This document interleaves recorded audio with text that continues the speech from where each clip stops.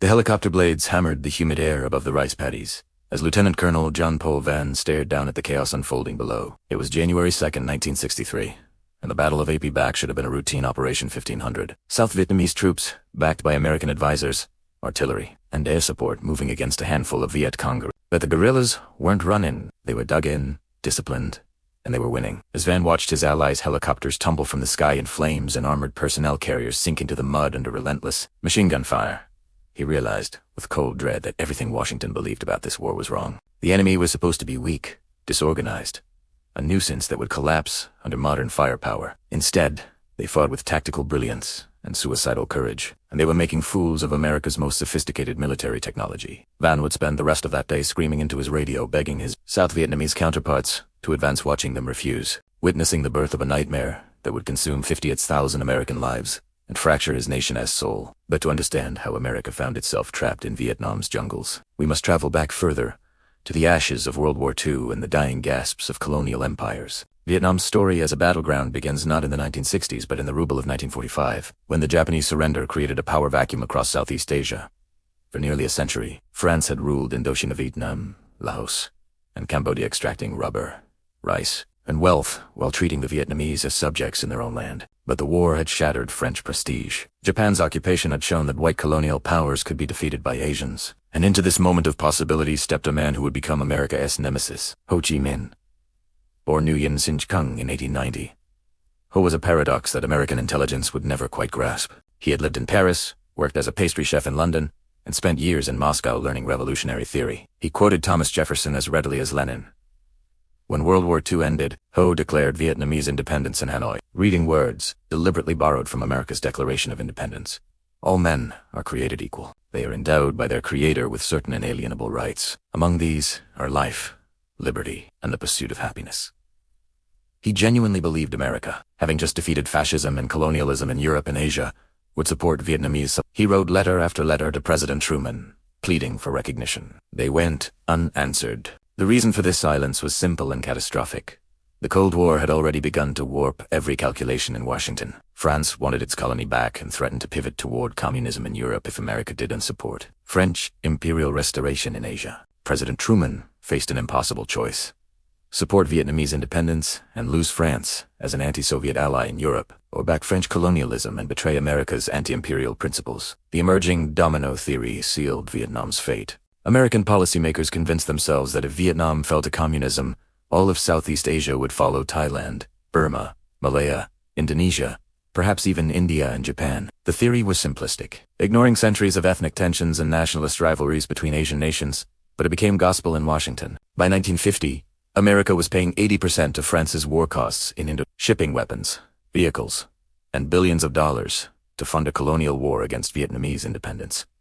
The first American advisors arrived that same year. The trap was being set, though nobody realized it yet. The French Indochina War from 1946 to 1954 should have taught America everything it needed to know about Vietnam. But the lessons went unlearned. French forces were professional, well-equipped, backed by armor and aircraft, fighting what they assumed would be a conventional war against peasant guerrillas. Instead, General Vo Nguyen Giap, a former history teacher who had never attended military academy, revolutionized modern warfare. Giap understood that Vietnam's strength lay not in matching French firepower, but in outlasting French will. His forces would strike suddenly from the jungle, inflict casualties, then vanish before artillery could respond. They recruited peasants by offering them something France never would: land reform and dignity. French commanders increasingly found themselves controlling cities and roads by day, then watching the countryside revert to Viet Minh control each night. The war became a grinding stalemate of ambushes, reprisals, and mounting French casualties that voters in Paris could no longer justify. The climax came at Dien Bien Phu in 1954, a battle so stunning that military academies still study it today. French commanders chose a valley surrounded by jungle-covered hills, assuming Giap couldn't possibly move heavy artillery through such terrain. They were catastrophically wrong. Over months, tens of thousands of Vietnamese soldiers and civilians manually hauled disassembled cannons, shells, and supplies through the jungle, reassembling them on the heights overlooking the French base. When Giap's artillery opened fire on March 13, 1954, French commanders were stunned. Wave after wave of Vietnamese infantry charged French positions, absorbing horrific casualties, but steadily constricting the perimeter. The monsoon rains turned the valley into a muddy hell. French wounded lay in flooded trenches with rats and corpses. Resupply aircraft were shot down. After 57 days, the garrison surrendered. France had lost its best units and its will to continue. At the Geneva conference that followed, Vietnam was temporarily divided at the 17th parallel. Ho Chi Minh's forces controlled the north. A new anti-communist government backed by America controlled the south. Elections to reunify the country were scheduled for 1956.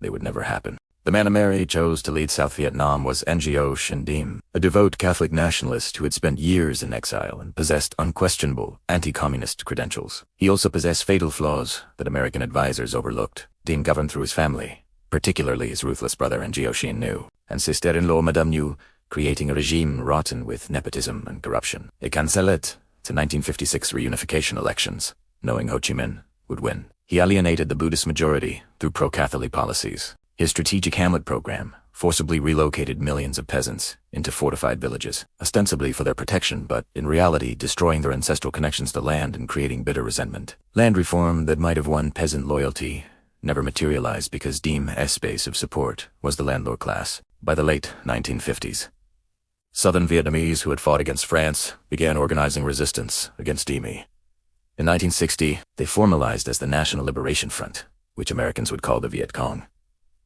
Crucially, while Hanoi supported this insurgency, it was rooted in genuine Southern grievances against Diem's incompetent authoritarianism. President Eisenhower understood the quagmire forming and resisted large-scale involvement, but when John F. Kennedy took office in 1961, he inherited both Cold War paranoia and a generation of advisors convinced America had lost China and could not afford another communist victory. Kennedy increased American advisors from hundreds to more than 16,000. He approved Operation Ranch Hand, beginning the spraying of Agent Orange defoliants that would poison millions. He authorized combat roles for American helicopter pilots, ending the fiction that Americans were merely advising. Kennedy spoke publicly of defending freedom, but his private doubts were growing. Diem was proving impossible to reform.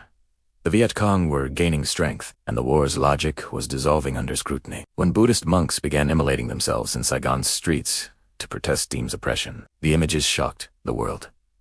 Madame Nhu Escalus, response offering to provide gasoline and matches for more barbecues, revealed the moral bankruptcy of America's ally. In November 1963, with American knowledge and tacit approval, South Vietnamese generals overthrew and murdered Diem.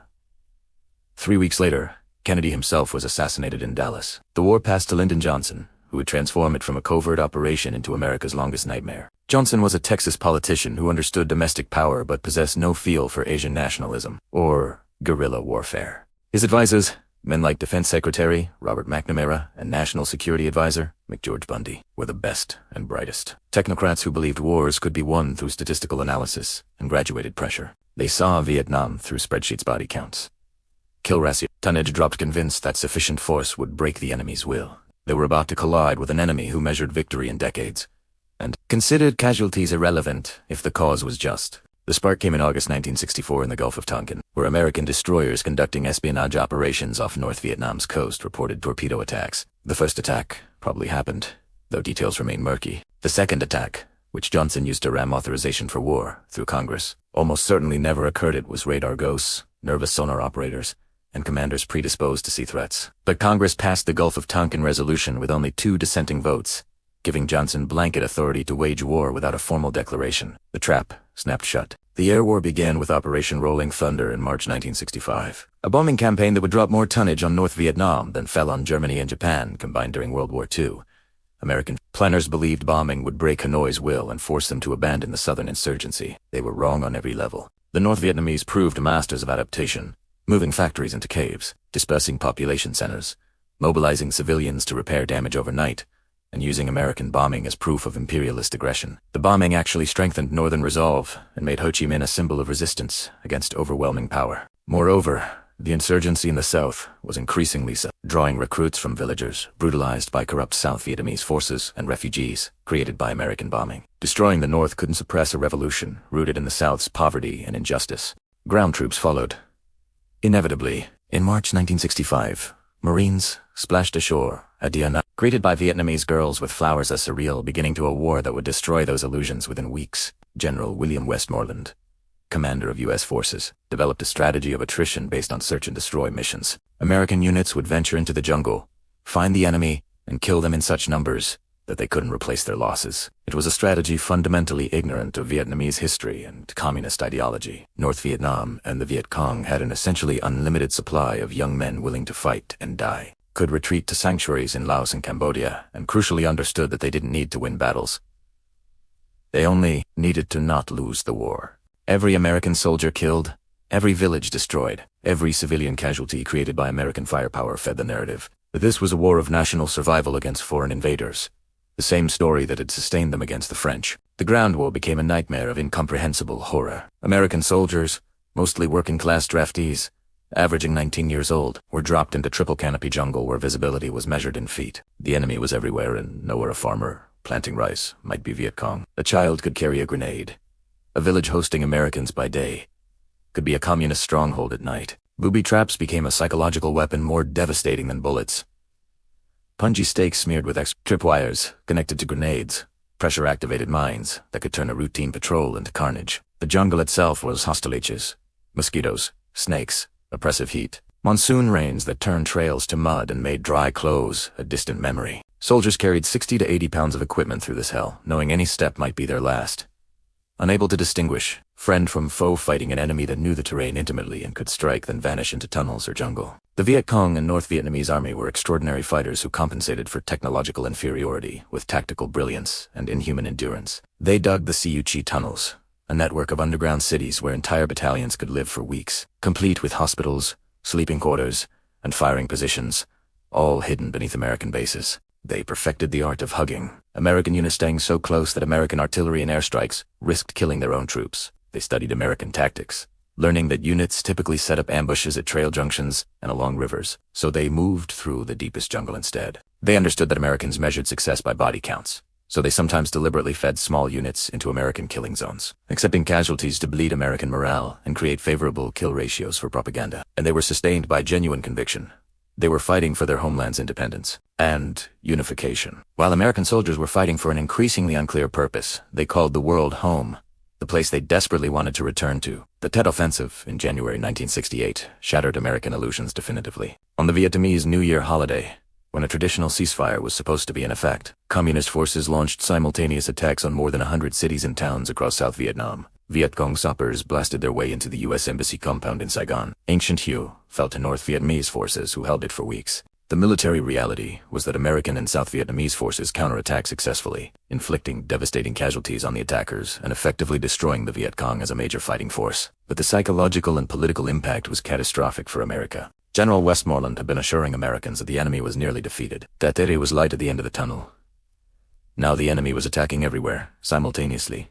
Even the symbolic heart of American power in Saigon. CBS anchorman Walter Cronkite, the most trusted man in America, traveled to Vietnam and returned to tell viewers that the war was unwinnable. Public support for the war collapsed. Lyndon Johnson announced he wouldn't seek re-election. The Tet Offensive was a military defeat for Hanoi, but a strategic victory that broke American will. Richard Nixon won the presidency in 1968, promising peace with honor, but his strategy was to expand the war before ending it.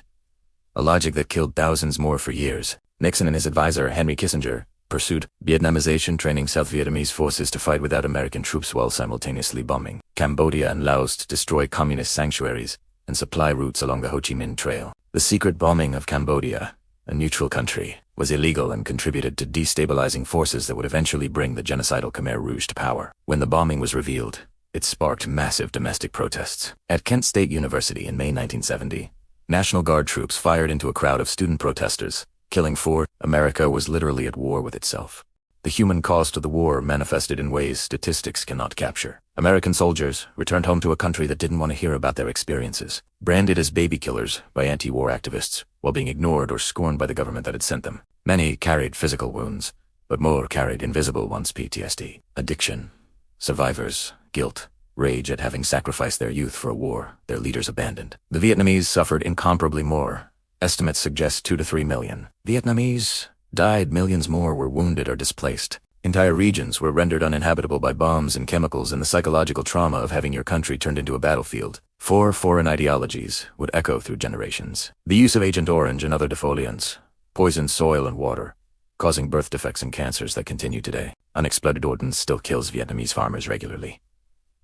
The war's toxic legacy is literal and metaphorical. By 1972, American ground forces were largely withdrawn, but the air war intensified to force concessions at the Paris peace talks. Operation Linebacker and Linebacker II, the Christmas bombing of Hanoi and Hapung, saw B-52 bombers carpet bomb North Vietnamese cities. Nixon and Kissinger believed this show of force would compel Hanoi to accept peace terms. Instead, it mainly strengthened North Vietnamese determination and outraged world opinion. The Paris Peace Accords, signed in January 1973, were essentially a face-saving exercise that allowed America to extract its troops while pretending to guarantee South Vietnam's independence. Everyone knew the agreement was a fiction. Within 2 years, North Vietnamese forces launched a final offensive. South Vietnam's army, rotten with corruption and deprived of the American air support it had grown dependent on, collapsed with shocking speed. The final days in April 1975 produced the war's most iconic and humiliating images. American helicopters evacuating the last personnel from Saigon while desperate Vietnamese allies clung to the skids. The chaos at the embassy walls.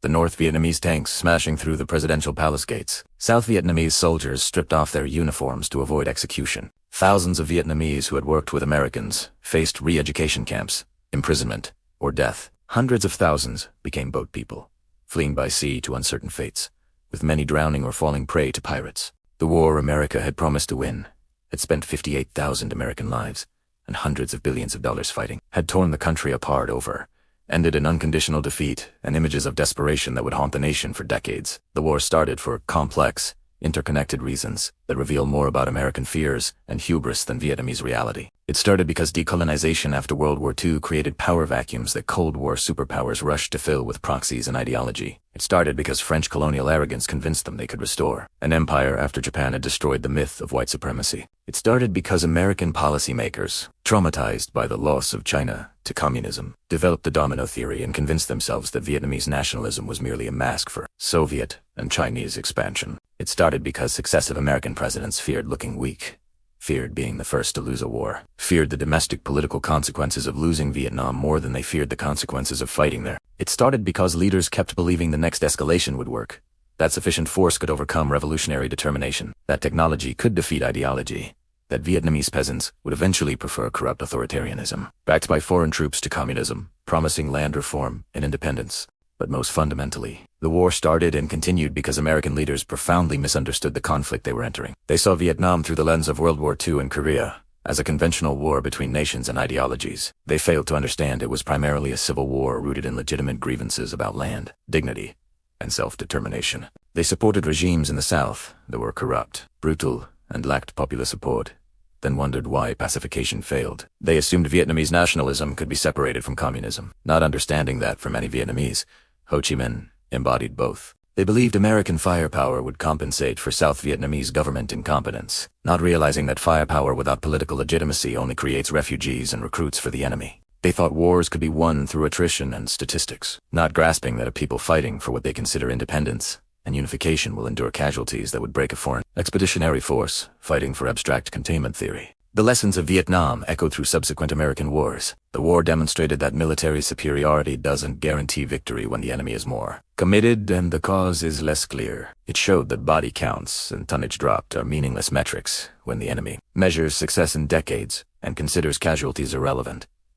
It revealed that propping up unpopular governments with military force creates dependence, not strength, and that no amount of training can make an army fight effectively for a regime its people hate. It taught that limited wars without clear objectives and exit strategies become quagmires, that gradual escalation allows enemies to adapt, and that domestic public opinion is a strategic factor that cannot be ignored. It proved that media coverage and visible casualties can erode support for wars that lack moral clarity, and that leaders who mislead the public about a war's progress will eventually lose the ability to govern. Vietnam also taught bitter lessons about the limits of American power and the dangers of hubris. The richest, most technologically advanced nation on Earth discovered it could not impose its will on a poor agricultural society, fighting on its own soil for what it believed was survival and independence. The war shattered American confidence, revealed deep divisions within society, discredited an entire generation of political and military leadership, and left a legacy of cynicism about government honesty that persists today. He created a generation of veterans whose sacrifice was dishonored by the war's outcome and their country's. It killed the post-World War II consensus on foreign policy and made Americans deeply skeptical of military intervention, a syndrome that leaders have struggled with,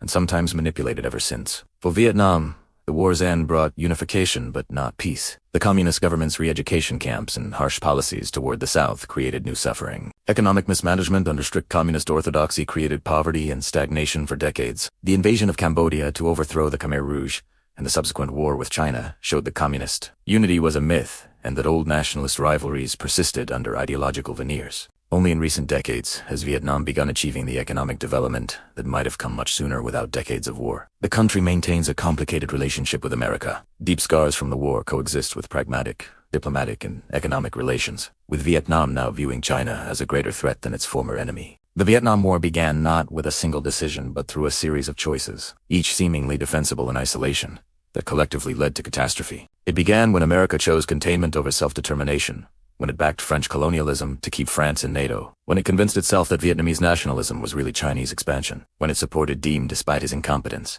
when it escalated covert operations into overt war, when it measured success by metrics that had nothing to do with winning, when it continued fighting long after leaders privately knew the war was unwinnable. It was a war that should never have been fought, sustained by pride, fear, and institutional inertia.